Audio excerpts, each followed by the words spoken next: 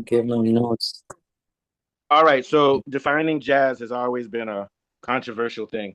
When we jazz started off, probably Buddy Bolden, I said Lewis Hamilton, Louis Armstrong, Buddy Bolden, that era.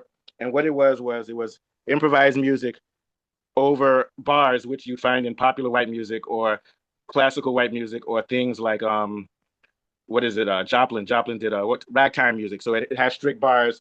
It's blues based. Has a lot of improvisation.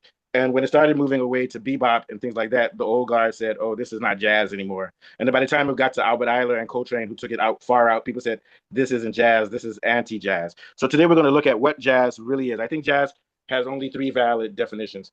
Let's start off with the Buddy Bolden and those guys like Lewis Hamilton, and Louis Armstrong, Sidney Bechet. You could say that jazz is that form of music that people in New Orleans created, which is over bars, it has meter, 4/4 rhythm, and it's blues based. Then we can say that, but if you go further and you want to give a real definition of what jazz is, it's improvised music in Black folks' idiom wherever they are. So Black folks in New Orleans were in America, so you have bars and you have a certain meter and you have melodies and harmonies that are based off of pop music and then off of ragtime and things like that. So that's jazz, but that's jazz in New Orleans. If you go to somewhere like Texas or Kansas City, they have Western swing. To me, that's jazz, so long as it's a Black idiom, wherever Black people are. And I'm going to argue that Yeah, take that definition, jazz started in Africa because if you go back to Africa, places like Mali or in South Africa with the different tribes, the Kosa or in Congo, you see that people treat melody and rhythm as one and they improvise over it.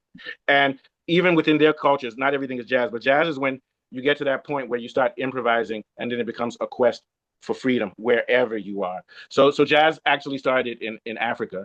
But to say that it started in Africa, Black people in America are in Africa and we're outside of time. So it's rather than saying it started in Africa, jazz is in Africa, in the African diaspora, on how we rhythmically improvise. Now I'm going to argue that things like hip hop and show co are not actually probably not jazz, but that's getting into PhD level talks right now. But what it basically is in America, it's blues based improvisation.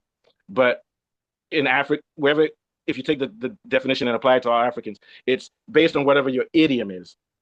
But we know that yes, but we know that the blues and different manifestations of it are spread all over sub-Saharan Africa. So it's basically Black soul based improvisation.